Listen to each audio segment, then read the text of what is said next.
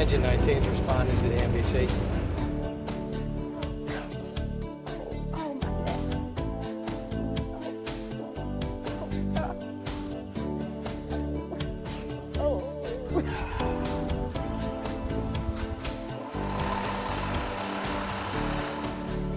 Engine 19's on the scene. Got 2 vehicles involved. We'll be out investigating.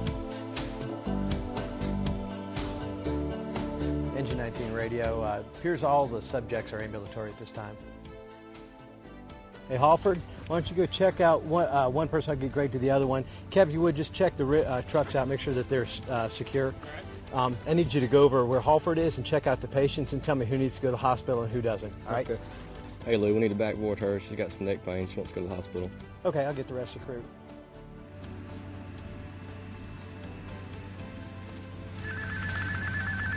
I gotta get my phone. That could be my daughter. Man, we're gonna have to hold on a minute. Somebody needs to get my phone, please. The straps are all secure, okay? Y'all keep tightening it, okay? Okay. Gotta be secure, ma'am. Good pulse in the legs and everything. Here's the ambulance. All right.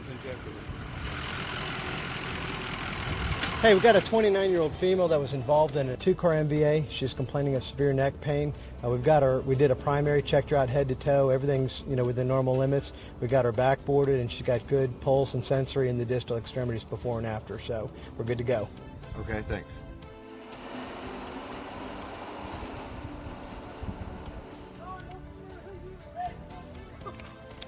Engine 19 radio. Engine 19 will be in service. Turning the scene over to PD.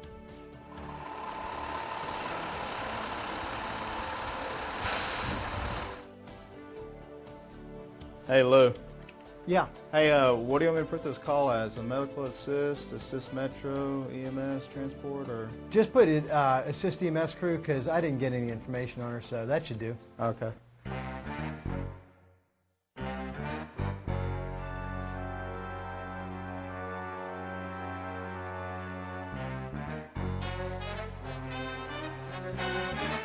Good morning. Are both sides ready? Ms. Fry? Plaintiff's ready, Your Honor. Thank you. Mr. Lippincott? Yes, Your Honor, we're ready. Thank you. Ms. Fry, if you call your first witness. Thank you, Your Honor. If you could place your left hand on the Bible and raise your right hand. Do you solemnly swear or affirm that the testimony you'll give in the matter now pending before this court shall be the truth, the whole truth, and nothing but the truth, so help you God? I do. I need you to introduce yourself to the jury, please. Lieutenant Chris Sobieski. I work with Cobb County Fire and Emergency Services. And how long have you worked with Cobb County Fire and Emergency Services? 17 years. And what is your position with them? I'm a suppression lieutenant. Now, are you also a fire officer? Yes, that would be my title. Now, as fire officer of Unit E19, are you ultimately responsible for everyone's action on any type of scene? Yes, that would be my job. Now, on the date of April the 8th, 2004, did you and your engine crew respond to 1082 Al Bishop Drive? Yes, we did. And what were you responding to? A report of an accident with injury. Now, your engine company, they assessed and treated my client, Miss Smith. What was her condition when you arrived on the scene? Ms. Smith was ambulatory upon our arrival. Were there any obvious injuries to my client? No, none that were obvious. Now, Lieutenant Sobieski, could you describe the actions that you and your crew members performed upon arrival? When we arrived, my engineer positioned the apparatus to maximize the safety of the crew blocking traffic. I delegated both firefighters to check. We had appeared to be 2 patients on the scene. I delegated the firefighters to go see about injuries while I checked the vehicles for any other types of hazards. Now, is that your general procedure for this type of incident? Yes, it is. Now, was my client, Ms. Smith, was she complaining of any pain while standing with you and your crew? She was complaining, one of my firefighters reported that she was complaining of neck and back pain. Now, did you perform any other duties for Ms. Smith on that day? Yes, the firefighter who had assessed her said that we needed to immobilize her and that she decided to go to the hospital. So we performed full spinal immobilization. I have no further questions, Your Honor. Thank you.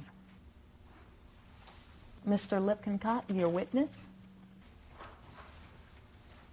Good morning, Lieutenant Sobieski. Good morning. We have heard your testimony, and I would like to just kind of go over it if that's okay. That's fine. You stated that you performed a full spinal immobilization and that you also assessed the patient's vital signs. Is that correct? That's correct. Okay. Lieutenant, I call your attention to Exhibit A. Is this the incident report you completed for this incident? Yes, it is. Okay. The report states that you and your crew were on scene for how long? 22 minutes. And while you were on scene for that 22 minutes, you took care of Ms. Smith? Yes, we did. Lieutenant, is it general practice to document care given to a person on a kind of accident like this? Yes, I fill out a patient information sheet, and when we get back to the station, I enter it into our fire records management system. Did you just call the plaintiff, Ms. Smith, a patient? Yes, I did. Is that the terminology you use in an accident scene? Yes, especially when they're complaining of injury. And so in this incident report you did, what does it consist of? It's got the patient's name, address, what they were complaining of, the conditions we found, and a narrative, and where we talk about what skills we performed on the patient. Can you, looking back at Exhibit A, can you show me where it says on there that you've provided for your patient full spinal immobilization?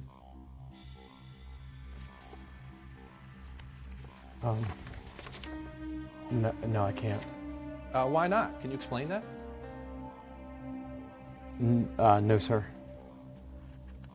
But didn't you just say that Ms. Smith was your patient? Yes, I believe so. And isn't it standard protocol to create a patient care report every time you have a patient? Yes, that would be standard.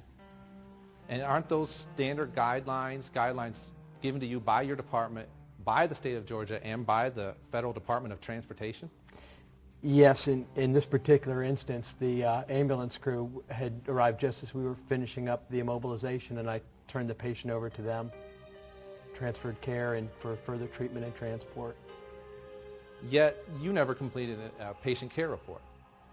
No, not on this particular incident. According to your incident report, you only assisted the EMS crew, and you were on scene for 22 minutes.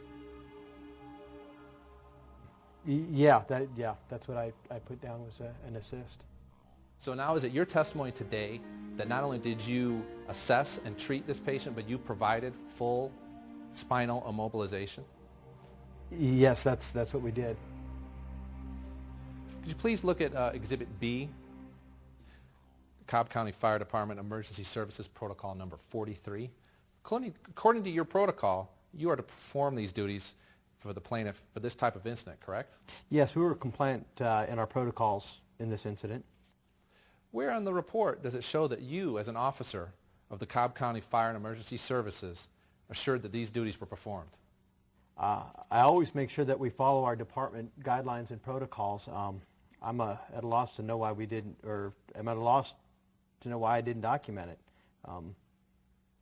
But you're saying today that you did it? Yes, I know we did it. How do you know that you did it if it's not in your report? Because she was immobilized. Okay, and what consists of a full spinal immobilization? We use head blocks, backboard straps, and put the patient on a long spine board. And you're saying right now today that you and your crew performed this task? Yes, we did. And why would you put someone in a full spinal immobilization? To protect them from any further spinal injury, any movement that would aggravate a condition. And you contend today that your crew and yourself performed that, even though it is not in your paperwork? Yes, I do. Would you say that you ordinarily respond to 100 or more incidents a month? Yeah, that would be reasonable. So that would be more than 1,200 incidents in a year? Yes. So in 2 years' time, that would be easily over 2,400 incidents that you and your crew went on. Using those numbers, yes. And now you would have the court believe that you recall today exactly the treatment you provided over 2 years ago for Ms. Smith. Yes.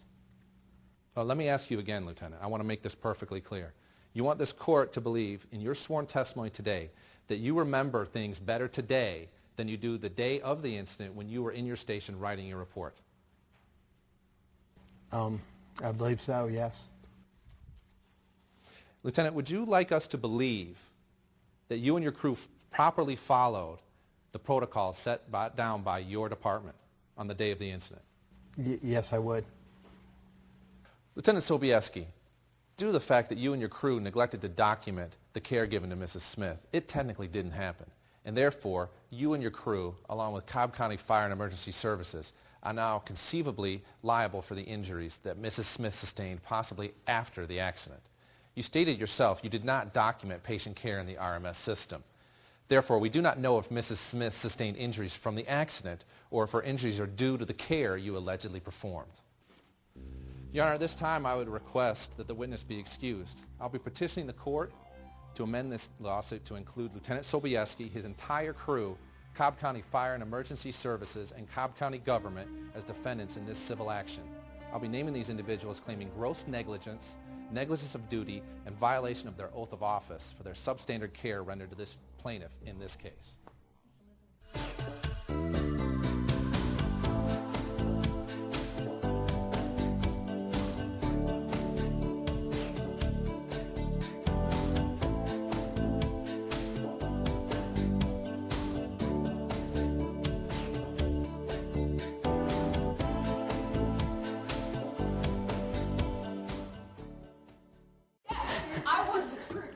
You can't handle the truth.